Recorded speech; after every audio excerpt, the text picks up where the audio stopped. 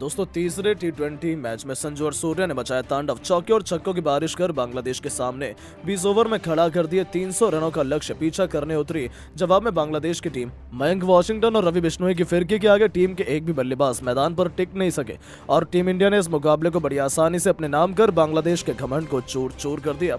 इस मुकाबले का जबरदस्त रोमांच तो हम आपको वीडियो में जरूर दिखाएंगे, लेकिन उससे पहले आपको क्या लगता है संजू सैमसन, सूर्य कुमार यादव और हार्दिक पांड्या में कौन है इस मैच का असली हीरो? नीचे कमेंट करके जरूर बताइएगा। दोस्तों भारत और बांग्लादेश के बीच खेली जा रही टी20 सीरीज का तीसरा मुकाबला हैदराबाद के राजीव गांधी इंटरनेशनल स्टेडियम में शुरू हुआ। इस मुकाबले में भारतीय कप्तान सूर्य कुमार यादव ने टॉस जीतकर पहले बल्लेबाजी करने का फैसला किया और बांग्लादेश की टीम को गेंदबाजी करने के लिए आमंत्रित किया। भारत की तरफ से इस मुकाबले में भी अभिषेक शर्मा और संजू सैमसन ओपनिंग की शुरुआत करने के लिए मैदान पर उतरे। वहीं बांग्लादेश की तरफ से पहले ओवर लेकर आए टीम के बेहतरीन स्पिनर गेंदबाज मेहदी हसन, लेकिन संजू ने दूसरी गेंद पर 2 रन बटोरकर टीम का और अपना खाता खोला। वहीं अभिषेक शर्मा ने 5वीं गेंद पर शानदार चौका लगाकर उनका स्वागत किया और अपना खाता खोला और भारतीय टीम के स्कोर को पहले ओवर में ही 7 रनों तक पहुंचा दिया। बांग्लादेश की तरफ से दूसरा ओवर लेकर आए तस्किन अहमद। भारतीय दोनों ओपनर आक्रामक अंदाज में नजर आ रहे थे। टीम इंडिया को बेहतरीन शुरुआत मिल चुकी थी, लेकिन संजू ने तस्कीन को तीसरी गेंद को कवर में दिशा में चीरते हुए चौके में तब्दील किया और भारतीय टीम के स्कोर को रॉकेट की रफ्तार की तरह आगे बढ़ाया। चौथी गेंद पर भी संजू ने वही काम किया और शानदार चौका जड़ दिया। दोनों बल्लेबाज बांग्लादेशी गेंदबाजों की जमकर कुटाई कर रहे थे। संजू सैमसन इसके बाद भी रुकने का नाम नहीं लिए। 5वीं गेंद को भी चौके में तब्दील कर लगातार 3 गेंद पर 3 चौके जड़ दिए। अभी भी इनका बल्ला थमने का नाम नहीं लिया। इस ओवर का अंत भी संजू ने चौका जड़कर किया और भारतीय टीम के स्कोर को 2 ओवर में 23 रनों तक पहुंचा दिया। बांग्लादेश की तरफ से तीसरा ओवर लेकर आए टीम के सबसे खतरनाक गेंदबाज तंजीम हसन और आते ही मैदान पर ओवर की पहली गेंद पर अभिषेक शर्मा को मेहदी हसन के हाथों कैच पकड़वाकर पवेलियन का रास्ता दिखा दिया और भारतीय टीम को 23 रनों के स्कोर पर पहला झटका लग गया।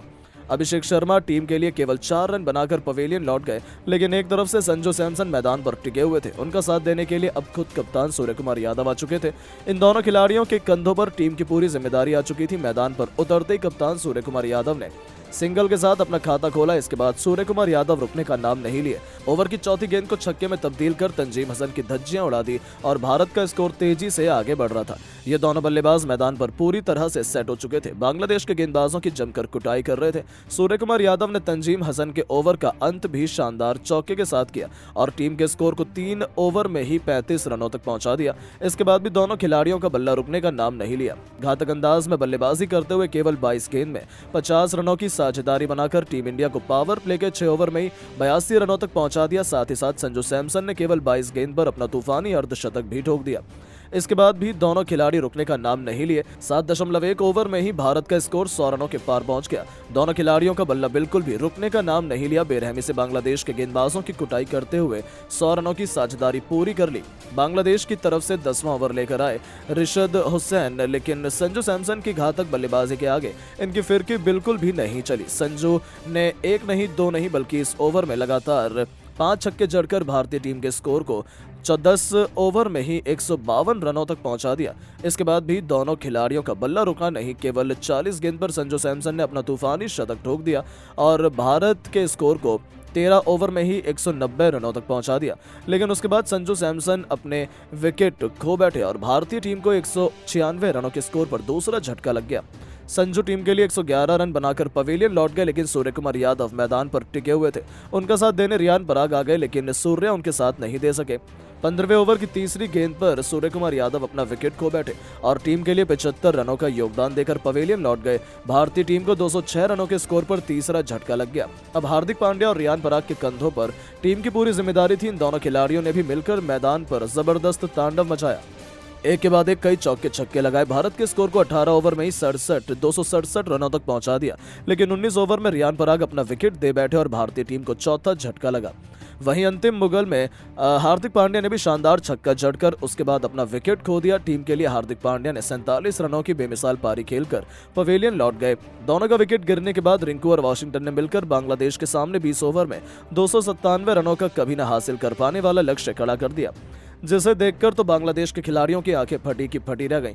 इस लक्ष्य का पीछा करने उतरी बांग्लादेश की टीम। ओपनिंग करने मैदान पर तंजीद हसन के साथ परवेज हुसैन, ईमान आए। वहीं भारत की तरफ से पहले ओवर लेकर आए मयंक यादव और आती मैदान पर ओवर की पहली गेंद पर परवेज हुसैन को पवेलियन का रास्ता दिखा दिया। और भारतीय टीम को पहली सफलता हासिल हो गई। अब मैदान पर खुद कप्तान नजमुल हुसैन सांतो आ चुके थे। मयंक ने खतरनाक गेंदबाजी का नजारा दिखाया। पहले ओवर में बांग्लादेश की टीम ने केवल 5 रन बना पाए।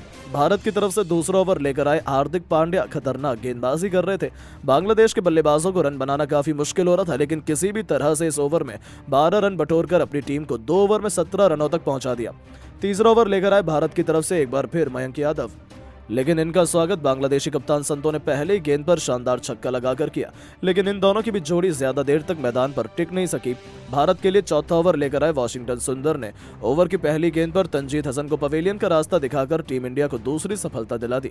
इसके बाद मैदान पर बल्लेबाजी करने आए लिटन दास, लेकिन तब तक उनके साथ छोड़कर नजमुल हुसैन संतो भी पवेलियन लौट गए और भारतीय टीम को 59 रनों के स्कोर पर तीसरी सफलता मिल गई। भारतीय टीम मैच में पूरी तरह से हावी हो चुकी थी। बांग्लादेश काफी पीछे इस मुकाबले में जा चुकी थी। देखते ही देखते भारतीय गेंदबाजों ने टीम इंडिया को बड़ी आसानी से मुकाबले में जीत दिला दी और जीत के साथ भारतीय टीम बांग्लादेश को T20 सीरीज में भी क्लीन स्वीप कर नया इतिहास रच दिया। लेकिन दोस्तों, अब आपको क्या लगता है, इस संजू सैमसन, सूर्य कुमार यादव और हार्दिक पांड्या में कौन है सीरीज का असली हीरो? नीचे कमेंट करके जरूर बताएं और ऐसी शानदार खबरों के लिए चैनल को सब्सक्राइब जरूर करें। धन्यवाद। भारत और बांग्लादेश के बीच 3 मैचों की T20 सीरीज का अंतिम और सबसे इंपॉर्टेंट मुकाबला खेला गया और इस मैच में तो रोमांच की सारी हदें पार हो गईं, जहां अंतिम गेंद तक ये बता पाना नामुमकिन था कि कौन सी टीम बाजी मारेगी। जहां बांग्लादेश के 247 रनों के जवाब में भारत के विध्वंसक बल्लेबाजों कप्तान सूर्य से लेकर अभिषेक शर्मा और रिंकू सिंह का तूफान देखने को मिला। तो ऐसे में आज हम आपको इस वीडियो में बताएंगे भारत और बांग्लादेश के अंतिम T20 का रोंगटे खड़े कर देने वाला पूरा हाईलाइट भी दिखाएंगे। लेकिन उससे पहले आपको क्या लगता है, रोहित शर्मा और सूर्य कुमार यादव में कौन है सबसे बेहतर कप्तान? नीचे कमेंट करके जरूर बताइएगा। दोस्तों, भारतीय टीम पहला T20 मुकाबला ग्वालियर के मैदान पर ऐतिहासिक जीत दर्ज करने के बाद दूसरा T20 match Arun Jaitley stadium Delhi में 86 रनों से विजय हासिल की और अब दोनों टीमें हैदराबाद के राजीव गांधी इंटरनेशनल स्टेडियम में जा पहुंची।